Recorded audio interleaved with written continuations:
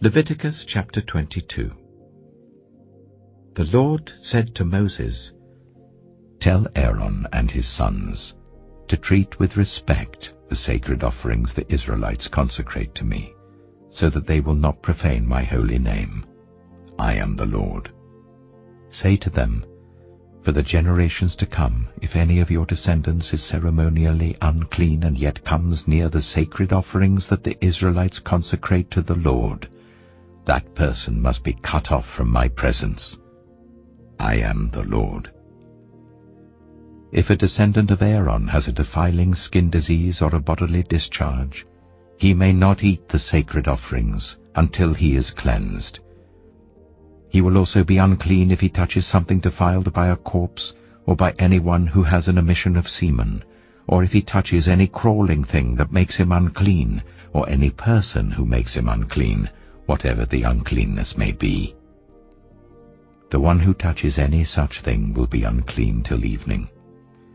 He must not eat any of the sacred offerings unless he has bathed himself with water.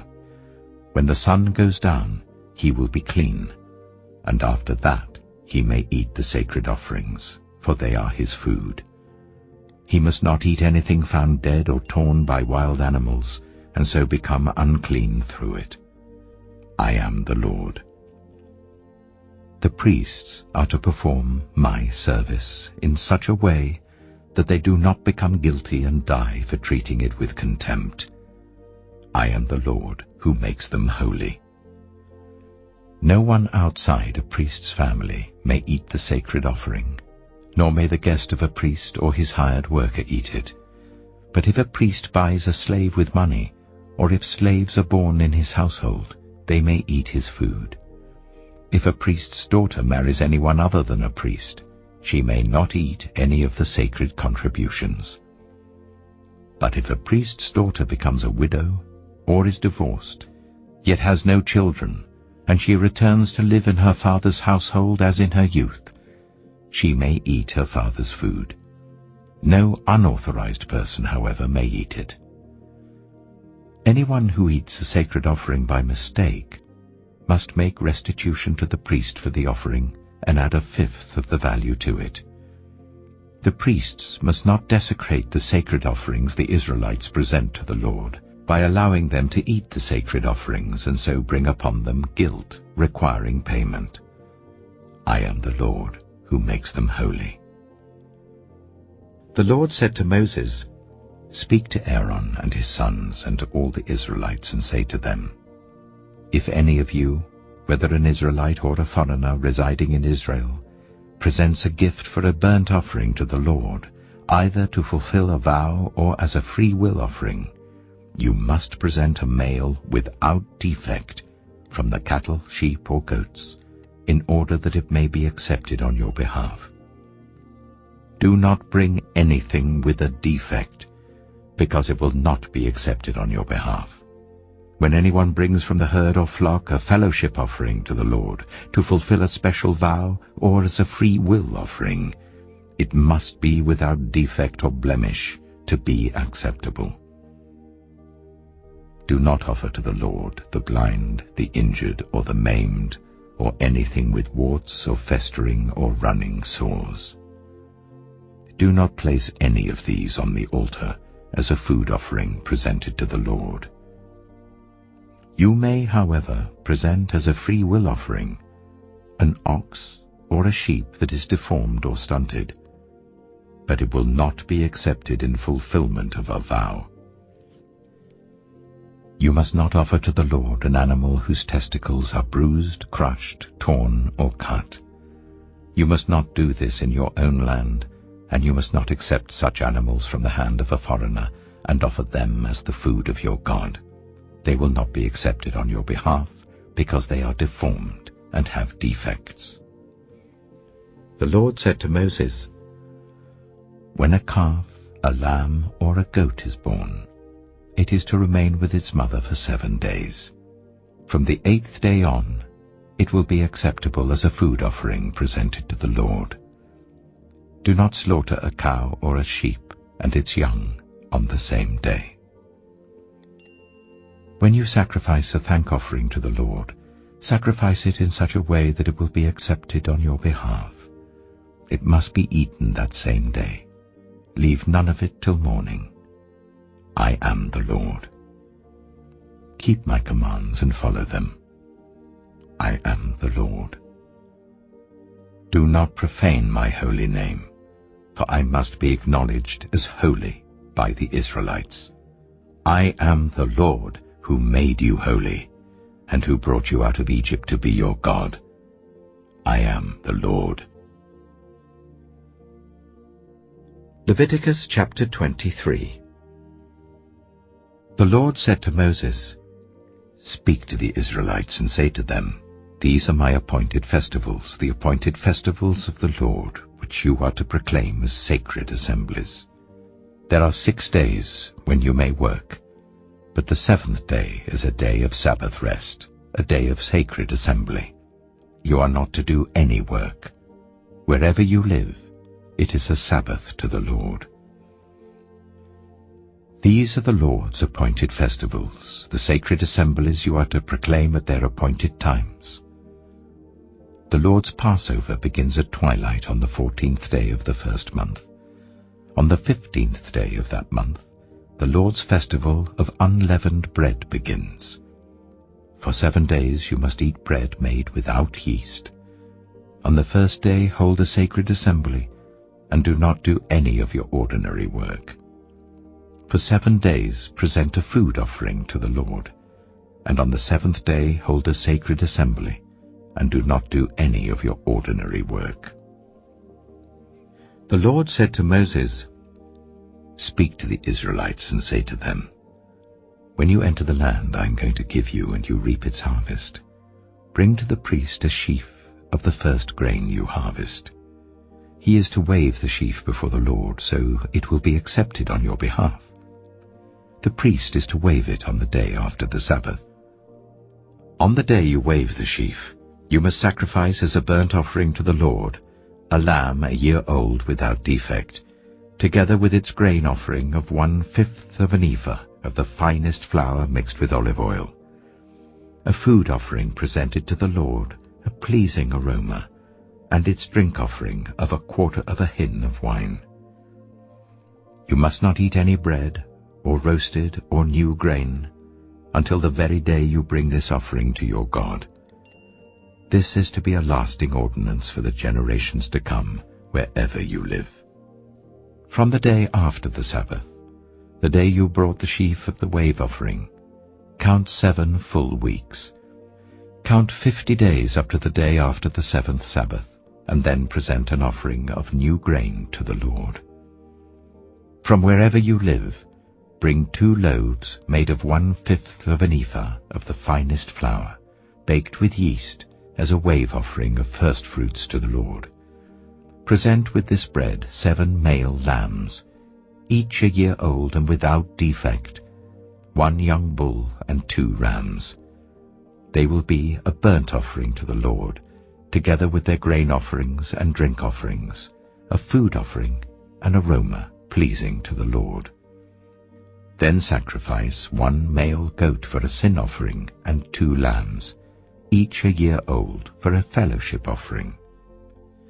The priest is to wave the 2 lambs before the Lord as a wave offering, together with the bread of the firstfruits. They are a sacred offering to the Lord for the priest.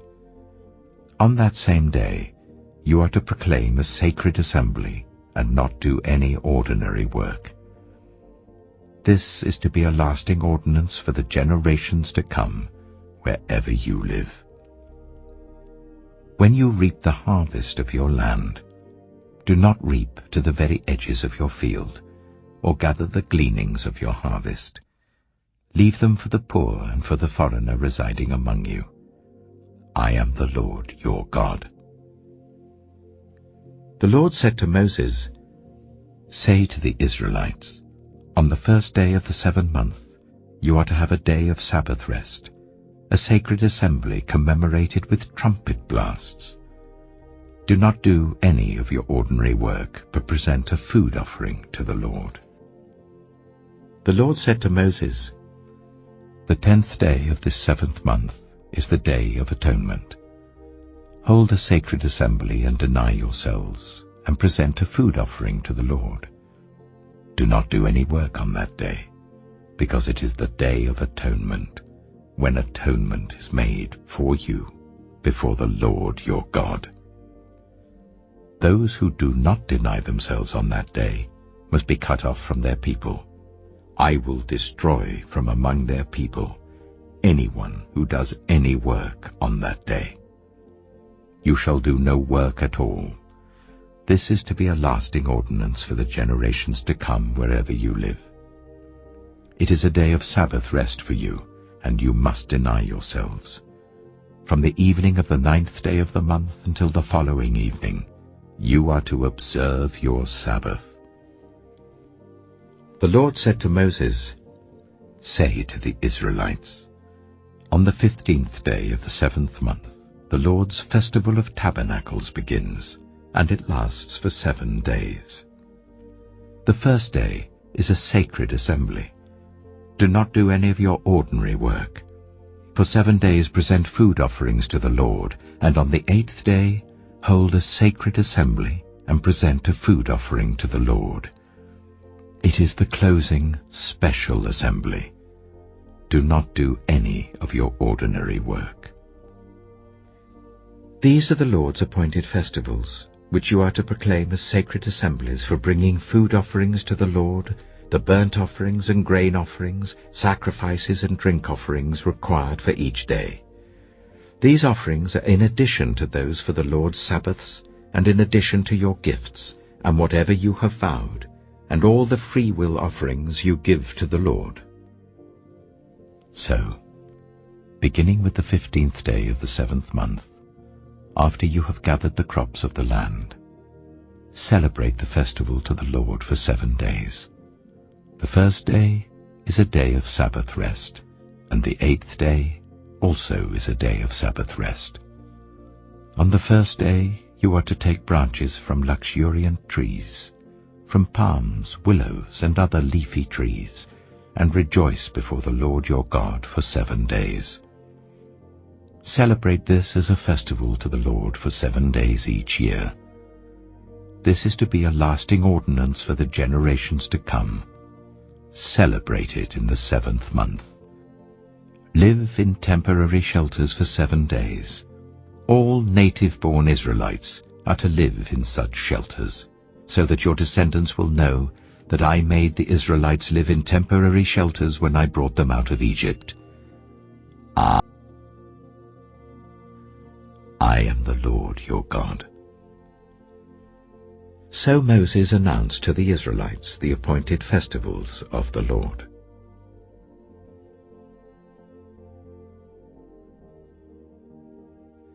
John chapter 3. See what great love the Father has lavished on us, that we should be called children of God. And that is what we are. The reason the world does not know us is that it did not know him. Dear friends, now we are children of God, and what we will be has not yet been made known. But we know that when Christ appears, we shall be like him, for we shall see him as he is. All who have this hope in him purify themselves just as he is pure. Everyone who sins breaks the law. In fact, sin is lawlessness. But you know that he appeared so that he might take away our sins, and in him is no sin. No one who lives in him keeps on sinning. No one who continues to sin has either seen him or known him. Dear children, do not let anyone lead you astray. The one who does what is right is righteous, just as he is righteous. The one who does what is sinful is of the devil, because the devil has been sinning from the beginning. The reason the Son of God appeared was to destroy the devil's work. No one who is born of God will continue to sin, because God's seed remains in them. They cannot go on sinning, because they have been born of God. This is how we know who the children of God are, and who the children of the devil are. Anyone who does not do what is right is not God's child, nor is anyone who does not love their brother and sister. For this is the message you heard from the beginning. We should love one another. Do not be like Cain, who belonged to the evil one and murdered his brother. And why did he murder him? Because his own actions were evil and his brothers were righteous. Do not be surprised, my brothers and sisters, if the world hates you. We know that we have passed from death to life because we love each other. Anyone who does not love remains in death. Anyone who hates a brother or sister is a murderer, and you know that no murderer has eternal life residing in him. This is how we know what love is. Jesus Christ laid down his life for us, and we ought to lay down our lives for our brothers and sisters. If anyone has material possessions and sees a brother or sister in need but has no pity on them, how can the love of God be in that person? Dear children, let us not love with words or speech, but with actions and in truth. This is how we know that we belong to the truth and how we set our hearts at rest in his presence. If our hearts condemn us, we know that God is greater than our hearts and he knows everything. Dear friends, if our hearts do not condemn us, we have confidence before God and receive from him anything we ask, because we keep his commands and do what pleases him. And this is his command, to believe in the name of his Son, Jesus Christ, and to love one another as he commanded us. The one who keeps God's commands lives in him, and he in them. And this is how we know that he lives in us. We know it by the Spirit he gave us.